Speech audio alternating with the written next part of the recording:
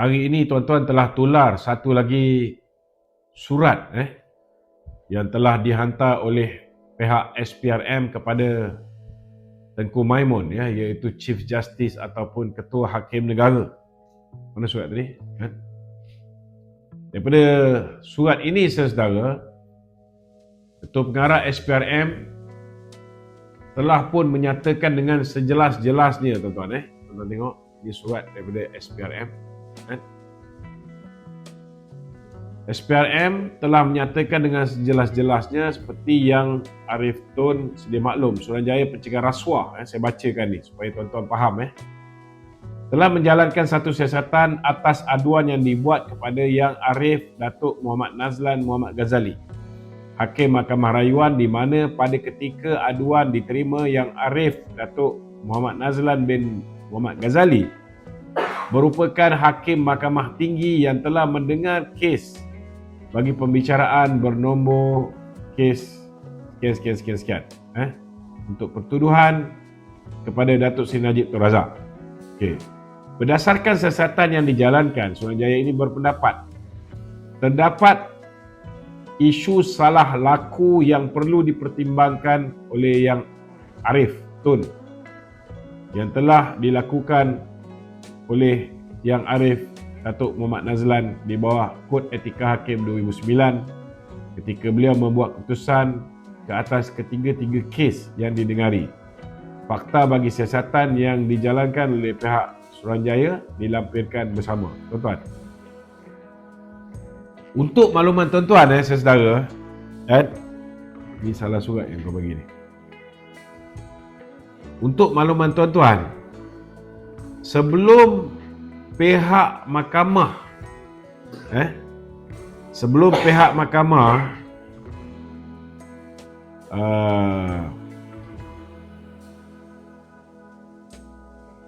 memilih Hakim Muhammad Nazlan, sebelum itu sistem komputer mahkamah telah pun memilih Hakim Sufian Razak.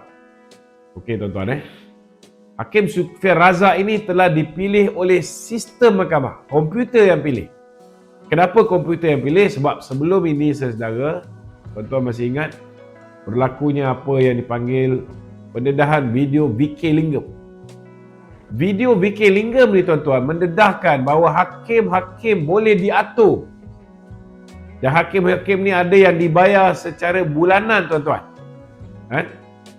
Dan semenjak peristiwa pendedahan video VK Lingam ini, mahkamah, saudara, masa itu di bawah Datuk Zahid Ibrahim selaku Menteri Undang-Undang, dia telah propose untuk pemilihan hakim bagi sesuatu kes itu dibuat secara sistem komputer. Maknanya bukan manually pick up by human being. Supaya tidak ada apa yang dipanggil sebagai judges ataupun judges shopping. Maknanya boleh pilih hakim, boleh pilih hakim, mengikut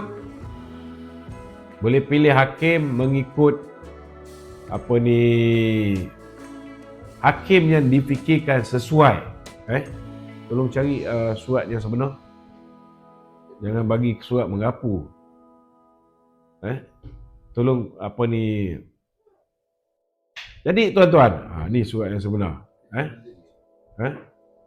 Tak ada. Surat dia cerita pasal apa ni.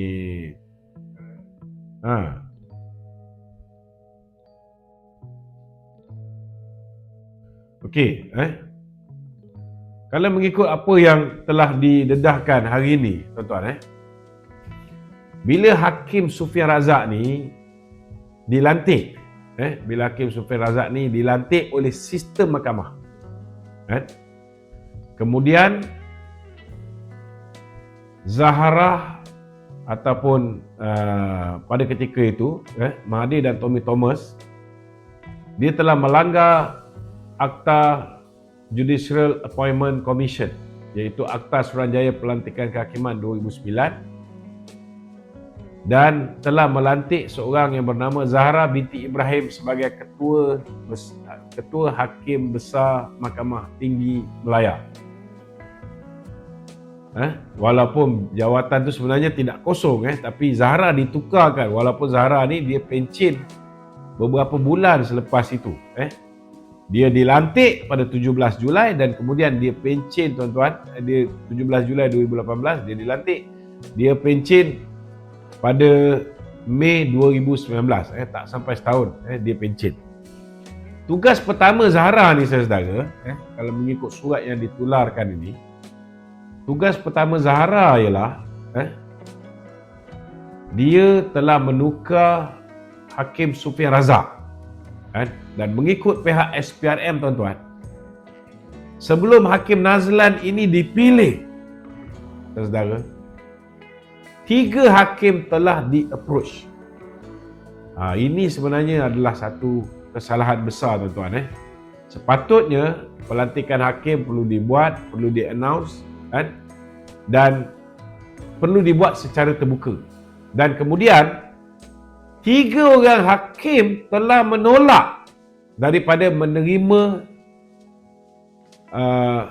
tanggungjawab untuk menggantikan Hakim Sufian Razak. Ini tuan-tuan nak kena faham.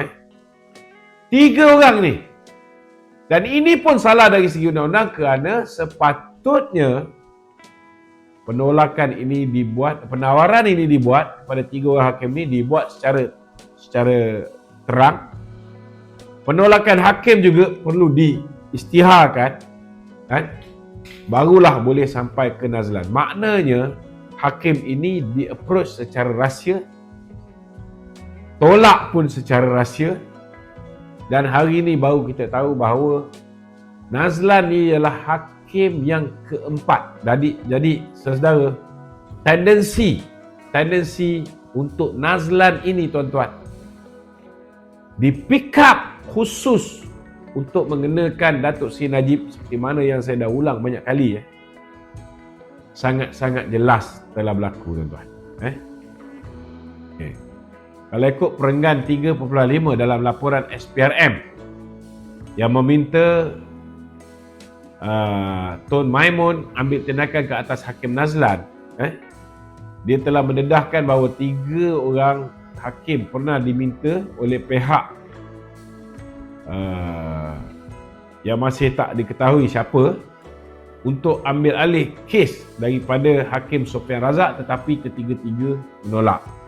Setelah ketiga-tiga hakim tersebut menolak, barulah Hakim Nazlan disuruh ambil alih kes tersebut, dan beliau menerima biarpun dia langsung tidak ada pengalaman menguruskan kes jenayah. Dia daripada mahkamah sivil, saudara, komersial punya mahkamah, tiba-tiba ambil alih kes jenayah dan terus diberikan kes yang berprofil tinggi. Okey. Itu sebab saya cakap perbuatan ini sangat-sangat salah, tuan-tuan. Tidak sepatutnya berlaku. Dan jika hakim yang ditugaskan oleh sesebuah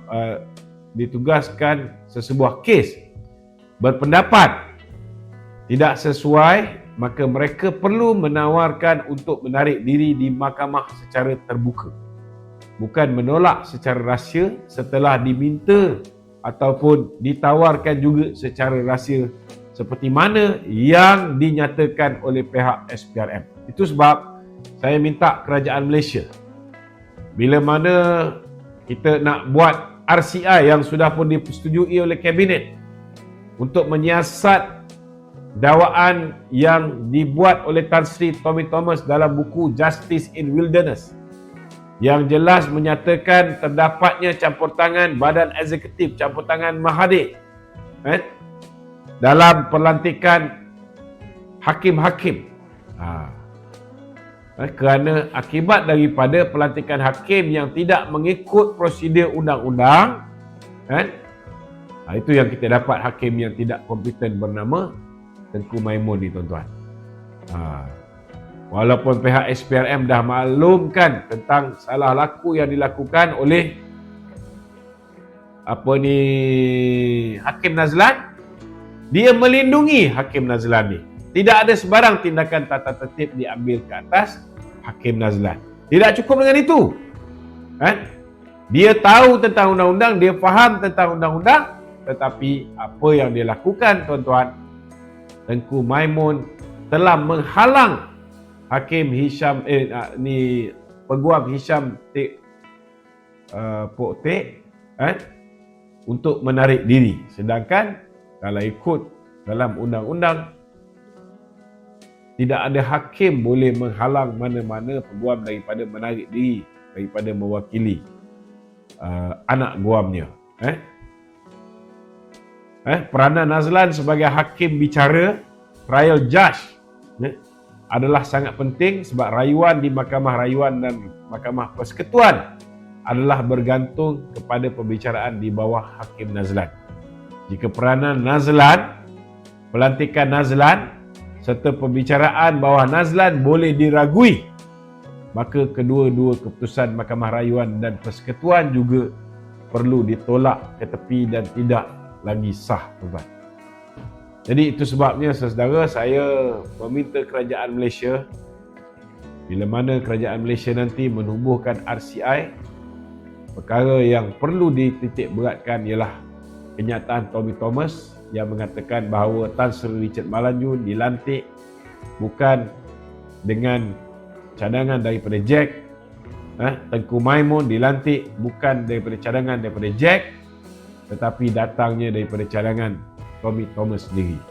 Dan ini akan menjawab kenapa Ketua Hakim Negara hari ini tidak kompeten, tidak mengambil tindakan terhadap penjenayah bernama Nazlan, yang telah melanggar tata tertib ataupun Kod Etika Kehakiman 2009, Seksyen 8 dalam kurungan 1A, dan dalam masa yang sama SPRM juga mengesahkan bahawa Nazlan boleh didakwa di bawah Seksyen 220 Kanun Kesiksaan kerana telah menghukum tidak bersandarkan kepada undang-undang dan perlembagaan negara.